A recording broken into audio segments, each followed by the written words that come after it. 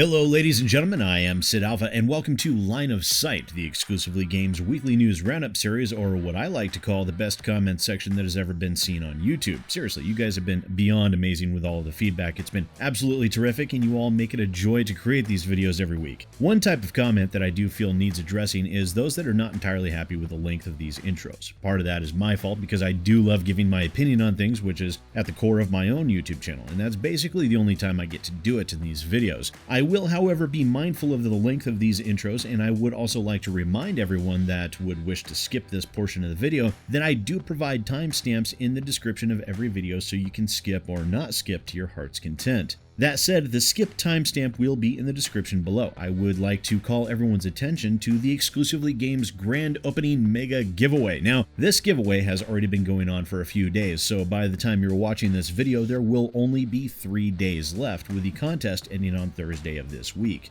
The giveaway can be entered via rafflecopter.com, and I will include a link down in the description below, and it will provide the following prizes. 3 people can win a gaming console given via a $300 Amazon gift card. There are 10 slots for a video game of your choice, which will be provided via a $60 Amazon gift card, and there will also be 10 $30 Amazon gift cards as well. You can enter via Facebook or email address, and you can earn extra entries for commenting on blog posts, subscribing to the YouTube channel, you know, the one you're watching right now, so yeah, it might be a good idea to go ahead and pull a trigger on that. And you can also earn extra entries for writing a video game review for the website, and you also get 10 extra entries in the contest just for simply sharing the contest on social media. All of these are absolutely free and require no monetary obligation from you. This is the kickoff, the grand opening, if you will, of the Exclusively Games website, as the remaining features are due to be brought online. The Exclusively Games website has news articles, reviews, and videos coming out on a daily basis, so if you somehow haven't checked out the website yet, I would highly recommend it. So go sign up for the contest, and I wish you all the best of luck in winning. Now, let's get into why we're all really here, the news. On the list for this week, we have Bethesda caught plagiarizing a tabletop RPG campaign, Claptrap voice actor claims Randy Pitchford assaulted him at GDC 2017, US Senator proposes legislation to ban loot boxes and pay-to-win microtransactions, and EA decides that marketing is partly to blame for Anthem not meeting sales expectations. Now that we're all queued up, let's get going. Plagiarism within this industry is certainly nothing new. We've seen it time and time again with websites reposting articles from games critics in order to soak up easy Google ad revenue, and we've seen it multiple times with game development studios who have that one person that couldn't be bothered to actually do their jobs and decided to rip off someone else's work instead, and it would seem that is what is happening with the recent news surrounding Bethesda and their now removed tabletop adventure, The Elder Scrolls Online Elsewhere Adventure Outline. Unfortunately, some of the sources for this, such as Facebook posts, have been removed, but we'll do the best we can with what we have. 5 days ago, Bethesda released the Elsewhere Adventure Outline for a tabletop adventure path. This was well received by tabletop fans, but not by Paige Lightman, who co-authored the Dungeons & Dragons adventure module The Black Road with Ben Hesler. When she discovered that the Elsewhere Adventure module all but directly copied The Black Road with only minor word replacements. Now, these images, courtesy of the Ars Technica article written by Kyle Orland, outlined just how close the Elder Scrolls adventure actually is in comparison to The Black Road, which was released in 2016. As we go through these side-by-side comparisons, it's pretty impossible to ignore that plagiarism was very clearly taking place here with only minor word replacements, such as altering these 2 segments. From The Black Road, there's nothing like the desert to make people feel small and insignificant. In every direction, huge dunes rule across the landscape, and an even bigger sky looms above. The oasis of something I can't pronounce is a motley collection of sun-bleached tents in the vast Anarok Desert. And from the Elsewhere, nothing beats the desert to make people feel small and unimportant. In every direction, enormous dunes roll across the landscape, and an even larger empty air skies above it. The oasis on the border between Cyrodiil and Elsewhere is a colorful collection of sun-drenched tents in the vast desert of Elsewhere.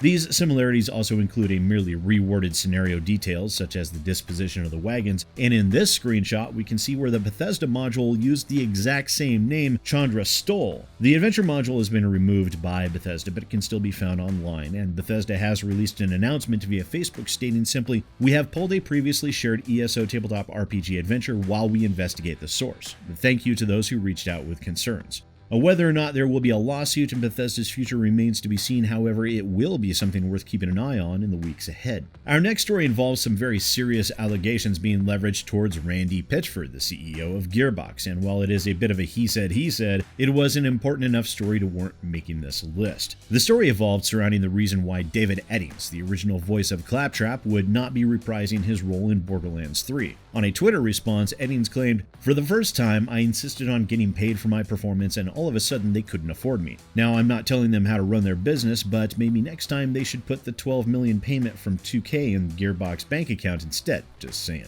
In response to discussions surrounding Eddings being forced to provide professional services outside of his job description without additional compensation, Randy Pitchford chimed in with, "There was no force. He wanted it and reveled in it." The issue today is that Mr. Eddings is bitter and disgruntled about having been terminated. He was offered 2 times scale. He refused. "I don't want him to do it unless he wants to do it, as motivation affects performance." And in response to Pitchford's statements, David Eddings decided to speak up via a Twitter thread.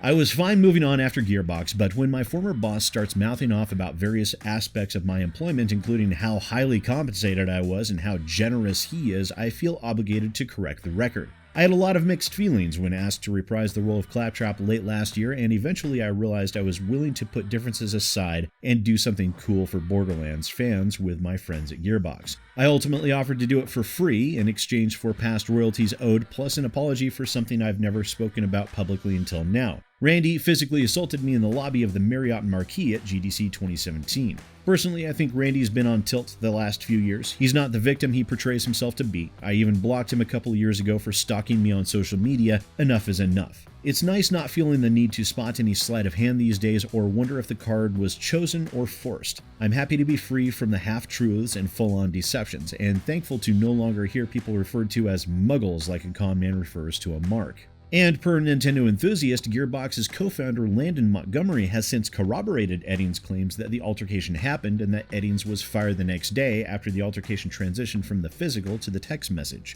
I will put those text screenshots up on the screen for the viewers, but thanks to the YouTube algorithm, I cannot read them out loud due to the algorithm's language filters. Randy Pitchford has yet to release any sort of comment regarding the allegation, but Eurogamer did get a response from Gearbox that reads, "Gearbox takes any and all claims of this nature very seriously, and we will abstain from commenting on the allegations Dave is making because it is a personnel matter. We appreciate David's contributions to the Borderlands franchise, and we have continued to assert we would welcome him back into the mix as the voice of Claptrap and other future opportunities."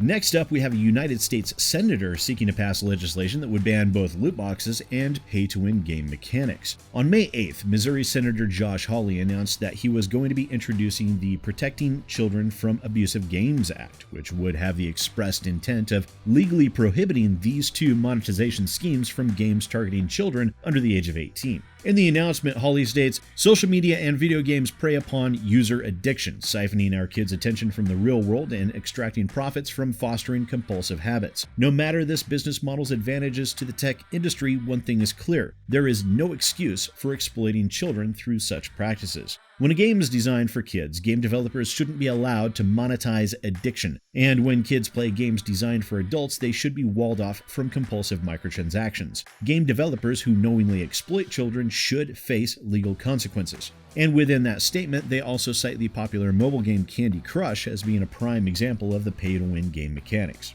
Candy Crush, a free puzzle game featuring a Candyland-style cartoon aesthetic that offers players additional lives on a set timer, allows players to purchase a $149.99 Luscious bundle, including 1,000 units of its gold bar in-game currency, a variety pack of temporary boosters to reduce game difficulty, and 24 hours of unlimited lives. The game touts this offering with a medal labeled Best Value. Candy Crush developer King earns parent company Activision Blizzard $2 billion annually, boasting 268 million monthly active users. As expected, the proposed bill has met with a very mixed reaction from gamers, some welcoming the potential legislation while others steadfastly refuse to tolerate government intervention within the industry.